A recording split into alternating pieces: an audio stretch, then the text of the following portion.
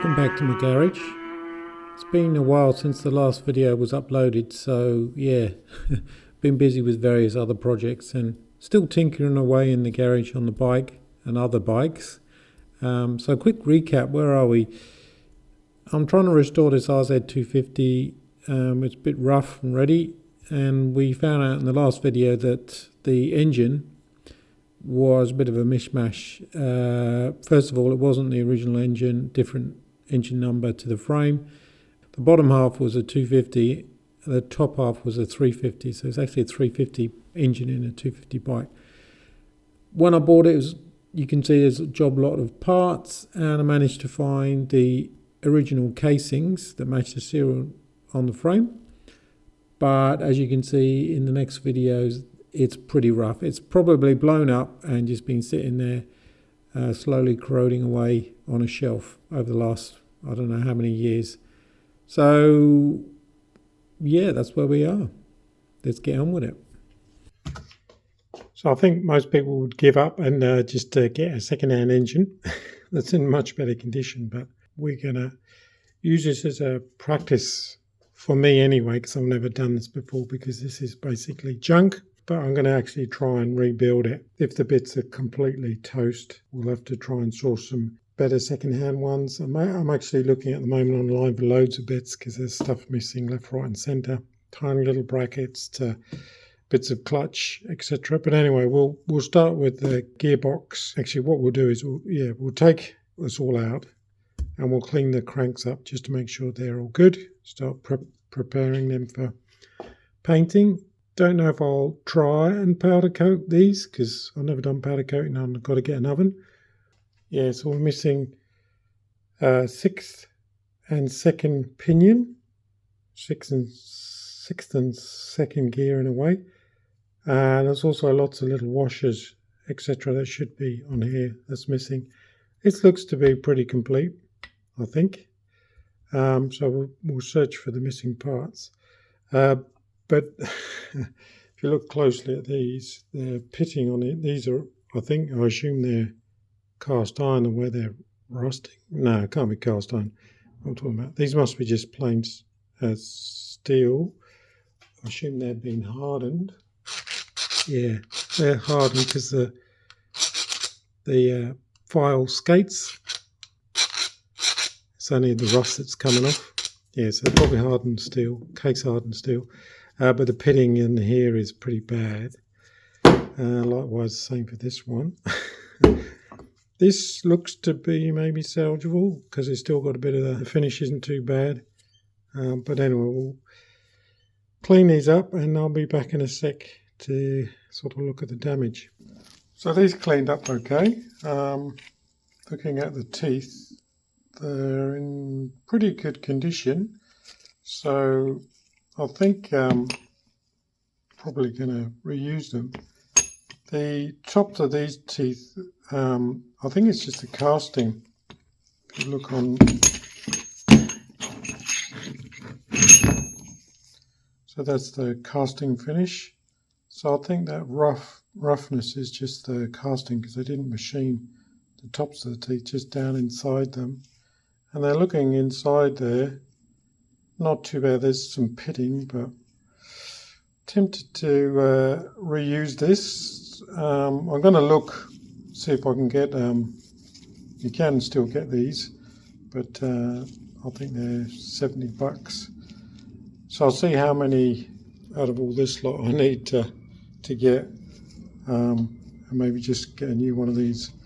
Even the inside of the bore is in good condition. There's no like wear marks. So we'll keep going. Next up is this bunch of gears. The next part to do is the gear selector, or properly known as the shift cam fork, the gearbox selector. That's held in with a little plastic cover on one side where the neutral light sensor goes. These always crack. You can see on this white plastic how they've all cracked. It's just a weak part. Relatively cheap, so I just buy a brand new one. As always, you've got to be careful with the screws on Japanese bikes. I'm going to need some JIS bits with a 1/4" drive on them to undo this. I don't currently have any. So this is a JIS screwdriver number 2. So yeah, I've only got all my impact drivers are not GIS, so I'm going to have to get some impact driver that is GIS suitable. So that will go on hold. Off to the web. It's always nice to get some new tools. These are Hosan. I think they're Japanese made, but they only came in quite small shanks. I'm not too sure of the quality. I mean, they've been fine, they haven't chipped or anything, but it just felt a little bit small or spindly. So I ended up buying at a local retailer these vessel ones, which I think are, again, made in Japan, so they're probably good quality. But they're nice and chunky. Also, I got a slightly larger one because even with these, it only went up to P or number 2. Yeah, these are number 2s. And this one goes up to P3, which is nice and chunky. And they just have a better grip. They just feel a bit, I don't know, meatier than these ones. The looks like the shank of the driver is quite a lot thicker, and the size of the bit at the end, or the cross, is a lot chunkier. So that's those. Also, because I'm going to need to probably, especially on the casings, there's a couple of large crossheads I need to remove in here. They're quite stubborn and I didn't want to chew them out, so I've invested in, again, vessel bits, I suppose you call them, and these are also JIS ones. Yeah, so size 3, 2, and a really chunky one of 4, and also just a flathead. I've got loads of those. So that's them. And also got these were slightly cheaper, again made in Japan, but they're slightly longer shank. JIS blah blah blah. I think that just means Japanese standard. It covers a whole load of Japanese standards. It's not just screwdrivers, but everyone tends to quote these as JIS. They're different to posi drives, Phillips heads, things like that, because it's the way the angles are all made at the end. You can look this up on online. There's loads of articles about it. The European crosshead screwdrivers, they're designed to actually move out. These actually bite or dig in, and I think the reason they made them to come out with the European ones was because they didn't want to shear off the head of the screw or something like that in manufacturing. So this is why you mustn't use non-GIS screwdrivers on Japanese bikes, because you'll end up just gouging out the tops of the you'll see it all the time. Lots of crossheads are completely gouged out. There's no need for it. One other thing I got was a couple of collet blocks. These are cheap ones from China, and yeah, there are 2 types. There's hex and a normal square one. So you can see it's just a square, and there's a collet in the end where you can put various ER collets in there to clamp on round stock. What I want to do is, sounds crazy, but I want to actually make cylinder head bolts. Yeah, some people might say cheaper just to go and buy, or quicker to go and buy them, but the thing is they're quite expensive, and I need quite a lot because a lot of the engines I've got have been taken apart and they haven't put these back in. So I actually need 30, and I think that's like $300 So yeah, it's a lot of money for just some bolts. So they're just mild steel. There's nothing fancy about them. So I'm going to set this up in the lathe and just knock out 30. What happens is you then place that in your collet, put it in the vise, and you just rotate this round to create the flats of the hex head, and yeah, just drill out and tap that. Anyway, that's the plan. I've always wanted to get some of these anyway because they're handy. So here I'm removing the one side of the shift cam fork assembly. That center screw is quite stubborn, and this is why I needed to buy the impact driver. So I'm just using that impact driver just to shock it off, and then it's pretty easy to unscrew it now. Then there's just a couple of other retaining bolts. You can see there's a spring on that one. It's basically called the stop lever assembly.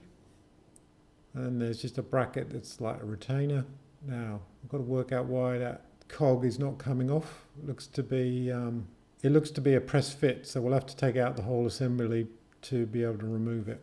And to be able to remove it means we've got to remove the shift fork guides. There's like 2 rods, and you can basically push them out from one end.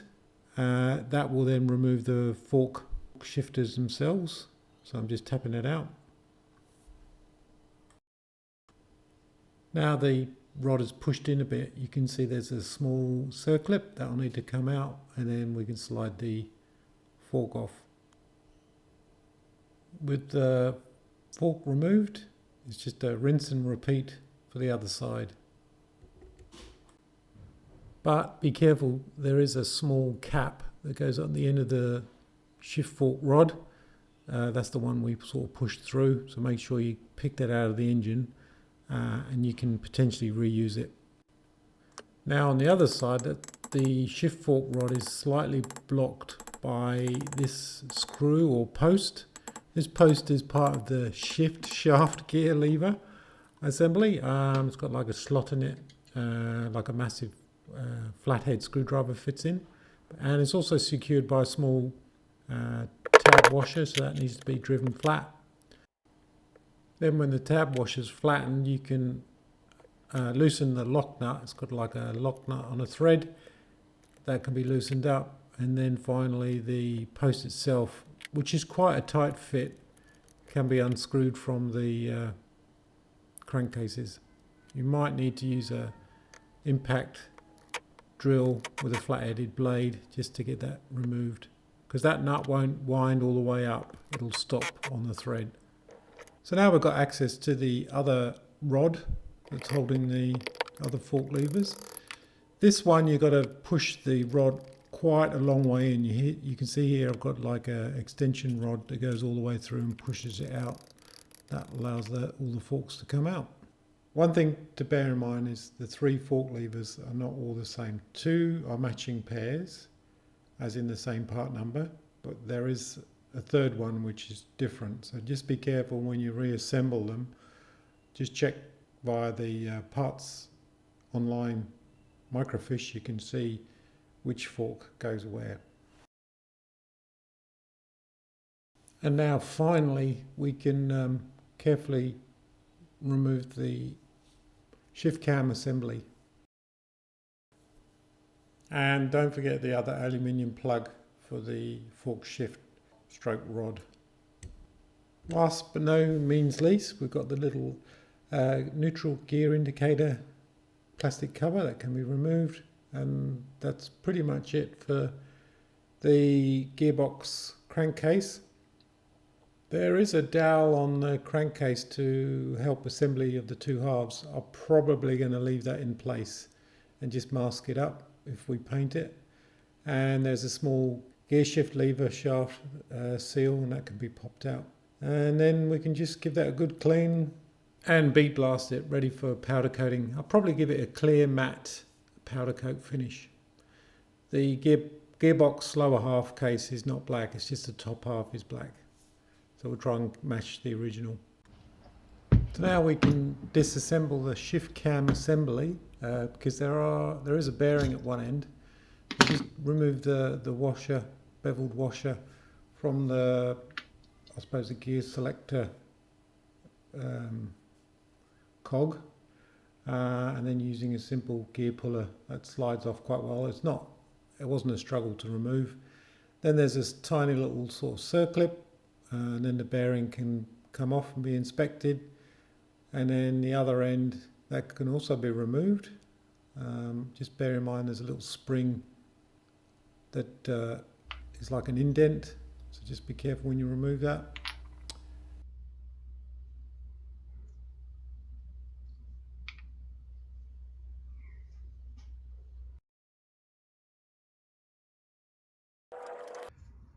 Looks to be in good condition. This is obviously a bearing face. So this needle roller bearing just rolls on around on there. It looks fine, which is good. There's no, this would get very little wear, I think. The reason I'm taking it apart is because I don't want to sandblast this. I mean, you could probably just get away with good clean in the ultrasonic cleaner, but I thought I'd just take it apart just to see. Obviously all the needle bearings are in place and it looks like it's well oiled up and in good condition. So in case you ever need to get a replacement part, I'll just zoom in on the bearing number.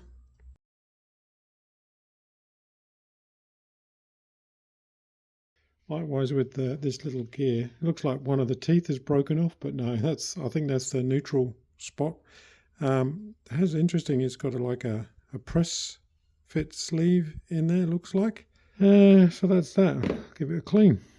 Just before bead blasting it, I covered the bearing faces with tape so they don't get damaged. Bead blasting is pretty mild. It only removes like surface corrosion and rust, so it's very good. Doesn't really damage much in the way of the metal surfaces. So now all the parts are nice and clean, no problems with them. It's just a case of assembling it in reverse. So put the needle roller bearing on, the little circlip, then the gear selecting cog thing, I don't know what you call that. There's no torque settings in the book obviously for these parts, so I'm just putting a bit of thread locker on the screws. So one screw goes in that end, and then the other parts assembled. Don't forget that little spring indent. All these bits can really go on one way. There's no sort of risk of putting it on the wrong way around. And finally, because these parts are going to be sitting idle for a bit, just give them a bit of a coat in WD-40 and stick them in a bag. So that's it. All the lower crankcase has been stripped, ready for bead blasting now. Just a quick one. It's always good to be checking out Facebook for parts. There's plenty on there, and this is all the way from a guy in Sweden. So thanks very much. There's a few bits and bobs here. This is the main bit, the gear shifter, or whatever you call it. So that's good, and we've got power valve pulley parts. So that's good, complete, which is great, and good nick. What else? Little radiator, the main radiator from, I suppose, the water pump up to the back of the cylinder head. And, oh, this was handy. Kickstarter assembly, complete. Again, in good condition. Lovely. So all that, it's a bit expensive shipping. Or I wouldn't say too. It's the same as shipping anywhere for Australia. I think it's the same price if it comes from New Zealand or the side of the world. But it works out effectively. If I was to buy this brand new, probably I wouldn't be able to get all these other parts as well. So yeah, it's worth. And also, you know, it's getting harder and harder to find parts. So you just got to get it when you can. So some of this will go for the 250, and actually some of this will go for the 350 engines, which are missing some bits. And gradually I'm going to keep losing track. I think at least 3 engines out of this, or possibly 4. 4 engines for the price of one second-hand one I bought many years ago. But getting the parts is one thing, making sure it actually works is the other bit. Oh, hang on, there was more. I didn't check the parcel. Oh, excellent. So this is some of the gearbox parts.